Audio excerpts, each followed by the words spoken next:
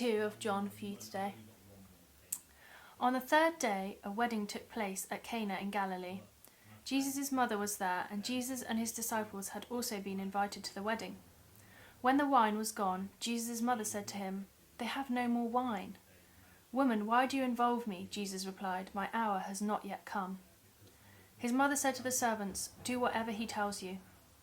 Nearby stood 6 stone water jars, the kind used by the Jews for ceremonial washing, each holding from 80 to 120 litres. Jesus said to the servants, "Fill the jars with water," so they filled them to the brim. Then he told them, "Now draw some out and take it to the master of the banquet." They did so, and the master of the banquet tasted the water that had been turned into wine. He did not realize where it had come from, though the servants who had drawn the water knew.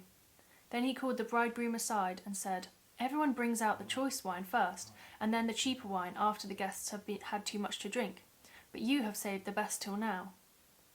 What Jesus did here in Cana of Galilee was the first of the signs through which he revealed his glory, and his disciples put their faith in him. After this he went down to Capernaum with his mother and brothers and his disciples. There he stayed for a few days. When it was almost time for the Jewish Passover, Jesus went up to Jerusalem.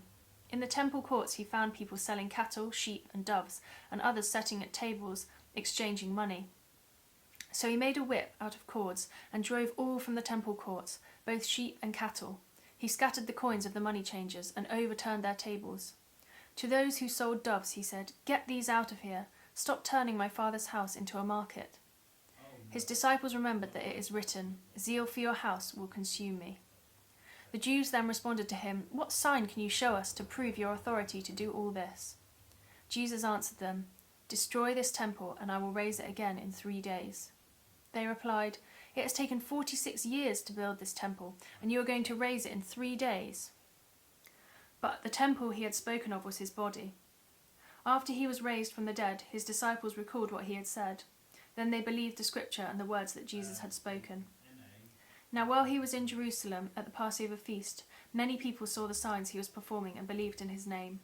But Jesus would not entrust himself to them, for he knew all people. He did not need human testimony about them, for he knew what was in them.